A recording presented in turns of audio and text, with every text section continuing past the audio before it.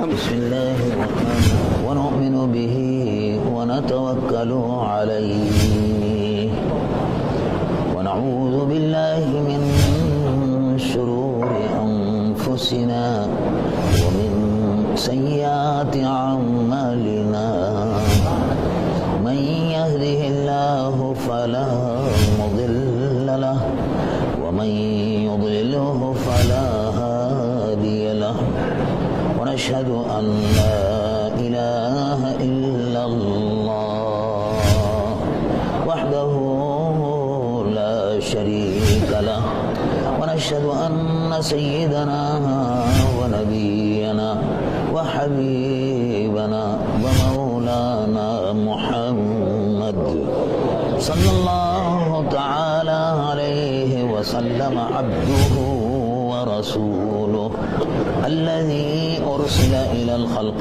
كافة بشيرا ونذيرا وداعيا إلى الله بإذنه وسراجا منيرا وبشر المؤمنين بأن لهم من الله فضلا كبيرا يا رب صل وسلم دائما أبدا على حبيبك خير الخلق كلهم.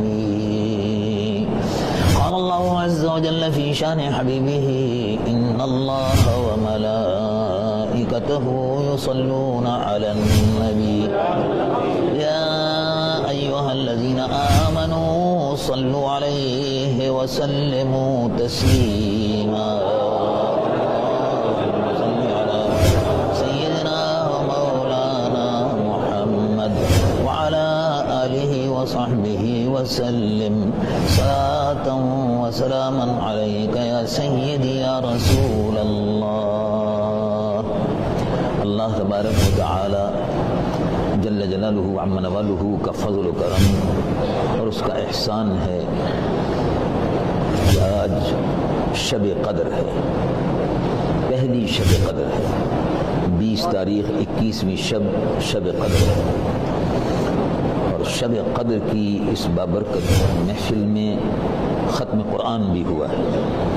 اللہ تبارک و تعالی جل جلالہ عم نوالہ قدر کی اس بابرکت رات میں، شب قدر کی اس بابرکت رات میں اللہ تبارک و تعالی ختم قرآن مجید و فرقان حمید کی ان بابرکت ساعتوں میں جو رحمتیں نازل ہو رہی ہیں ان میں مجھے اور آپ کو، ہم سب کو حصہ عطا فرمائے،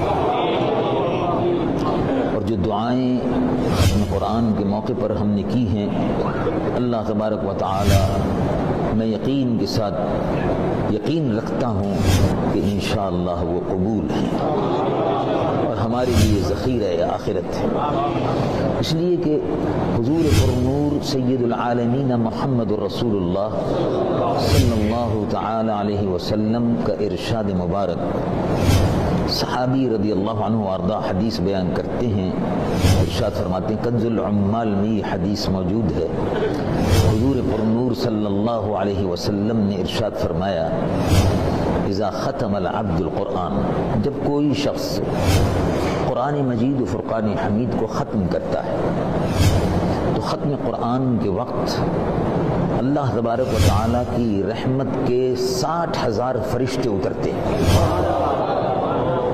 کبھی روح زمین پر مسلمان اپنے گھروں میں ختم قرآن کرتے ہیں، مسجدوں میں ختم قرآن ہوتے ہیں، مدرسوں میں ختم قرآن ہوتے ہیں، جہاں بھی جب بھی ختم قرآن ہوتا ہے، قرآن مجید و فرقان حمید کا اختتام ہوتا ہے، تو اس مقام کو 60,000 فرشتے رحمت کے گھیر لیتے ہیں، اور جب دعا ہوتی ہے تو 60,000 فرشتے اس دعا پر آمین کہتے ہیں۔ ظاہر ہے جب فرشتے 60,000 فرشتے اللہ رب العالمین جل جلالہ و عم نوالہ کی رحمت کے 60,000 فرشتے جب اس دعا پر آمین کہہ رہے ہوں گے تو اس کی قبولیت میں کیا شک رہ جاتا ہے۔ تو دعائیں قبول ہیں، ایک بابرکت اور بڑا مبارک موقع ہے، اور اللہ تبارک و تعالی نے مجھ گناہگار و سیاہ کار کو بھی اور آپ سب کو یہ موقع عطا فرمایا. میں اپنے آپ کو اللہ رب العالمین جل جلالہ عما نوالہ کے حضور میں گناہگار و سیاہ کار و بدکار ہوں، لیکن یہ بہت بڑی سعادت مجھ کو عطا ہوئی، اس کا فضل ہے. میرے والدین، میری والدہ ماجدہ اور میرے والد ماجد رحمۃ اللہ علیہ، شیخ طریقت حضرت مولانا شاہ محمد عبدالعلیم صاحب صدیقی مدنی رحمۃ اللہ علیہ، ان کی تربیت، ان کی دعائیں اور ان کی کوشش و جدوجہد، اور والدہ ماجدہ کہ اللہ رب العالمین نے قرآن مجید و فرقان حمید کے پڑھنے کی اور تلاوت کی سعادت عطا فرمائی. اللہ تبارک و تعالی جل جلالہ عما نوالہ نے رمضان المبارک کے اس بابرکت مہینے میں ایک عجیب و غریب منظر ہوتا ہے. روئے زمین پر جہاں جہاں مسجدیں ہیں، ایک عجیب و غریب سما ہے کہ فرش زمین پر تلاوت ہو رہی ہے. ایک عجیب و غریب سما ہے کہ جگہ جگہ دنیا کے کسی بھی حصے میں چلے جائیے. اب ایک مقام تھا کہ جہاں اس پورے ملک میں کوئی مسجد نہیں تھی، پورے ملک میں کوئی مسجد نہیں. ناروے دنیا کا آخری کنارہ ہے، شمال نارتھ میں آخری کنارہ ہے، نارتھ کا آخری کنارہ ہے دنیا کا. اس کے بعد دنیا ختم ہو گئی، اب کوئی آبادی نہیں ہے، پانی پانی، سمندر ہی سمندر، کوئی مسجد نہیں تھی.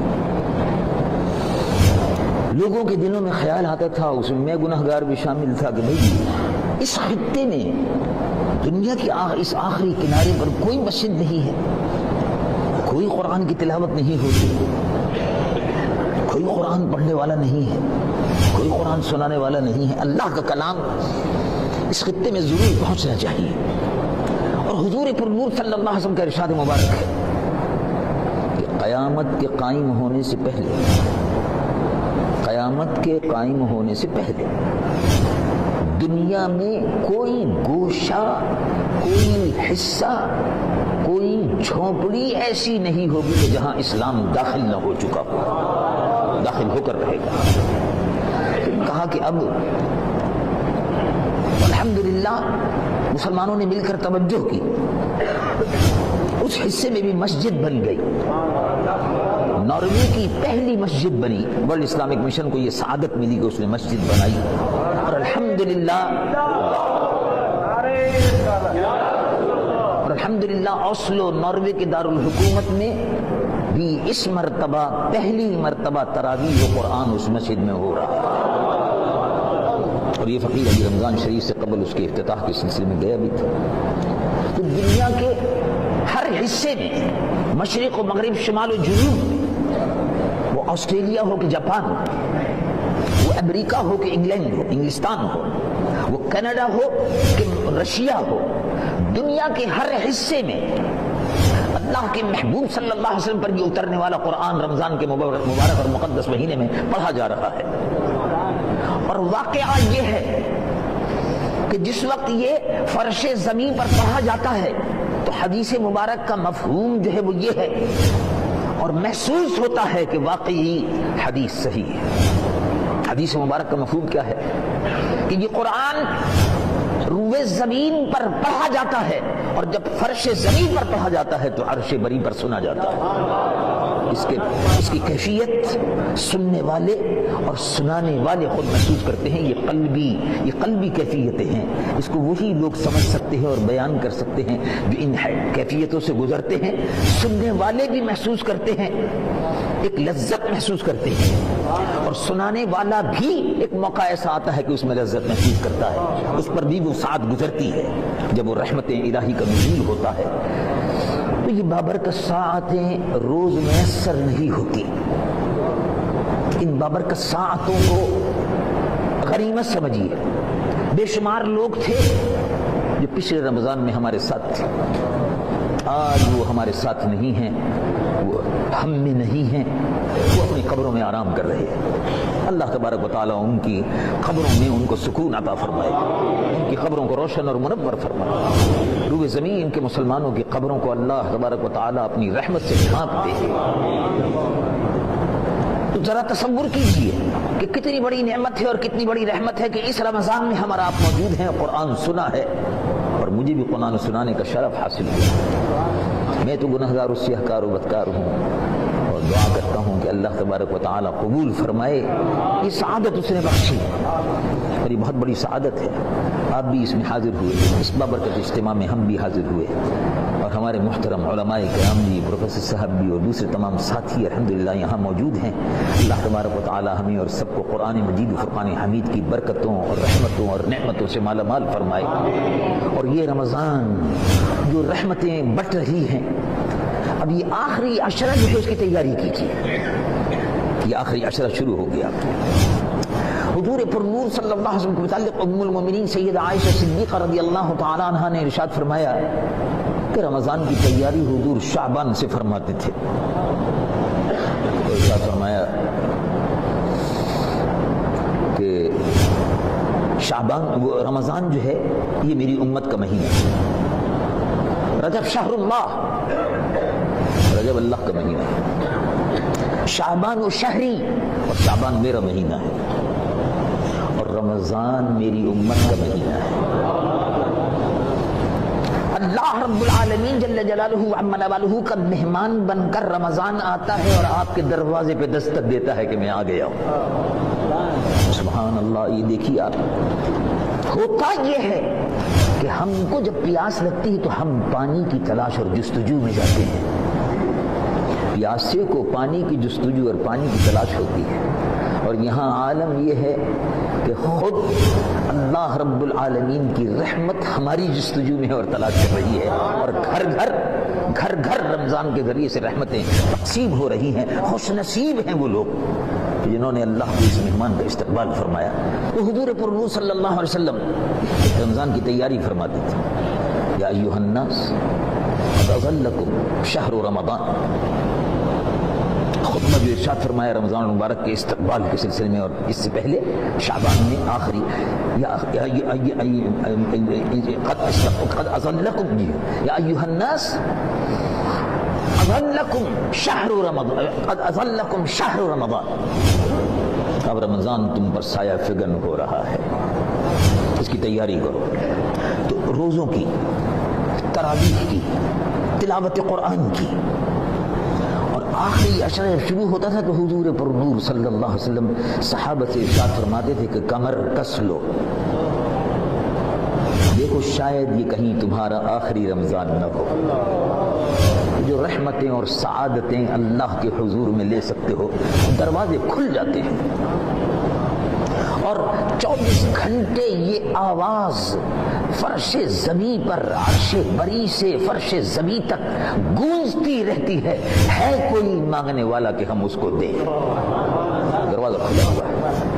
حضور پر نور صلی اللہ علیہ وسلم کی امت پر اللہ رب العالمین کی رحمت کے دروازے کھل جاتے ہیں، اور ختم قرآن کی محفل جو ہے اس کی قبولیت میں کوئی شک نہیں ہے۔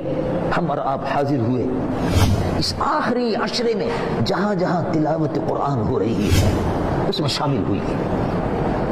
خود اللہ رب العالمین توفیق و سعادت عطا فرمائے تو زیادہ سے زیادہ قرآن کی تلاوت کیجیے، زیادہ سے زیادہ کثرت سے درود شریف پڑھیے، کثرت سے استغفار کریے۔ کیا عجب ہے کہ اللہ رب العالمین نے اپنے محبوب کو جو ارشاد فرمایا کہ شہرن، اے میرے محبوب یہ وہ مہینہ ہے کہ جس کے اول میں آپ کی امت پر رحمت تقسیم کرتا ہوں،